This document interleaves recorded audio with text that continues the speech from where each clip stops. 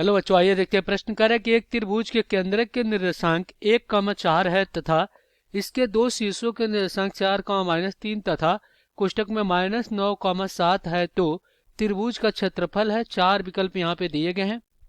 आइए हल करते हैं और देखते हैं कि कौन सा विकल्प सही हो रहा है।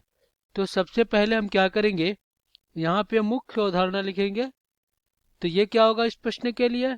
तो देखिए हम क्या करते हैं, एक त्रिभुज बनाते हैं।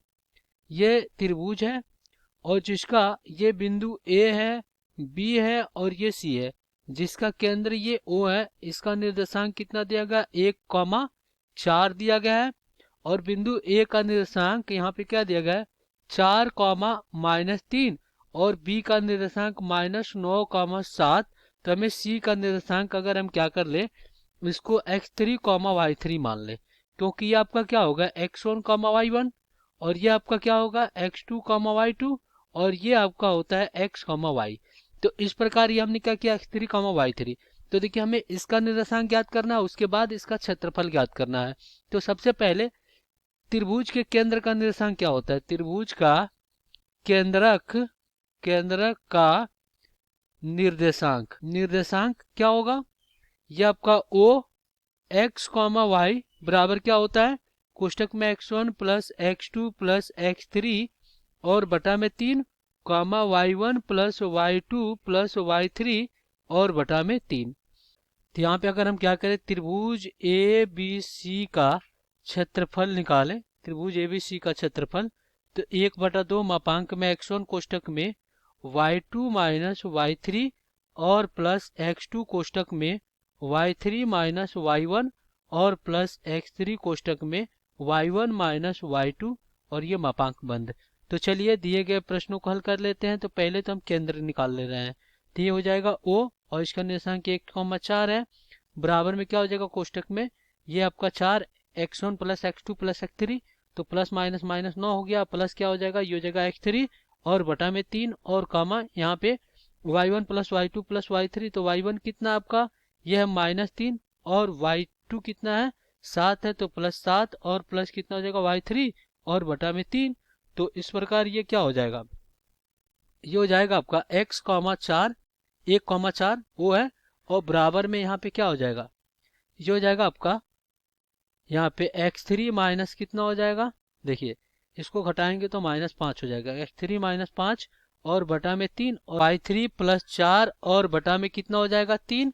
अब यहाँ पे तुलना कर लेते हैं। तो x3 -5 और बटा में 3 और बराबर में गुणा करेंगे, 3 करने 3, 5 इधर आएगा 8 हो जाएगा। तो x3 कितना हो गया 8 हो गया। और यहाँ पे देखिए क्या हो जाएगा, जो जगह y3 प्लस 4 बटा में 3 और बराबर में 4, 4 3 12, 4 इधर घटेगा तो y3 कितना आ गया, ये भी 8 आ गया। तो हमें x3 और y3 का तो मान मिल गया। यहाँ पे ये जो तीसरा निर्देशांक है वो मिल गया। यहाँ पे ये 8 का कितना हो गया 8 हो गया। तो अब हम क्या करेंगे, इसका क्षेत्रफल निकाल लेंगे।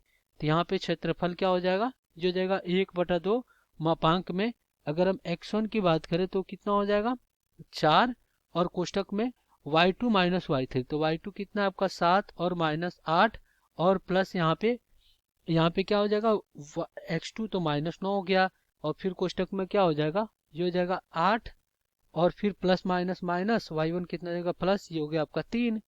तो अब यहाँ पे फिर प्लस x3 कितना 8 और यहाँ पे क्या हो जाएगा -3 और फिर -7, ये हो गया और मापांक बंद। तो यहाँ पे त्रिभुज का क्षेत्रफल कितना हो गया 1/2 मापांक में इधर कितना बचेगा आपका -1 तो -4 हो गया, ये -4 हो गया और फिर प्लस 8 3 11 तो -11,999 तो माइनस क्या हो गया 11,999 और प्लस यहाँ पे क्या हो जाएगा। तो यहाँ पे देखिए यहाँ पे 10 8 दाम में 80 तो माइनस कितना हो गया 80 हो गया। तो इस प्रकार ये मापांक बंद हो गया। तो यहाँ से त्रिभुज का क्षेत्रफल 1/2 और मापांक में क्या हो जाएगा, ये हो जाएगा -4 -99 और माइनस कितना 80।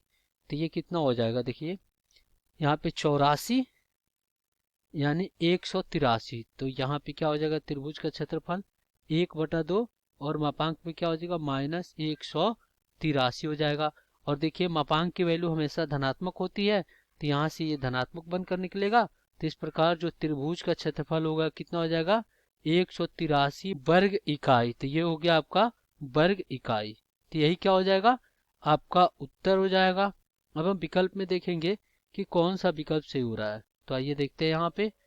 तो देखिए, ये जो विकल्प आपका बी है वही सही हो जाएगा। आशा करते हैं बच्चे प्रश्न आपको समझ में आया होगा। धन्यवाद।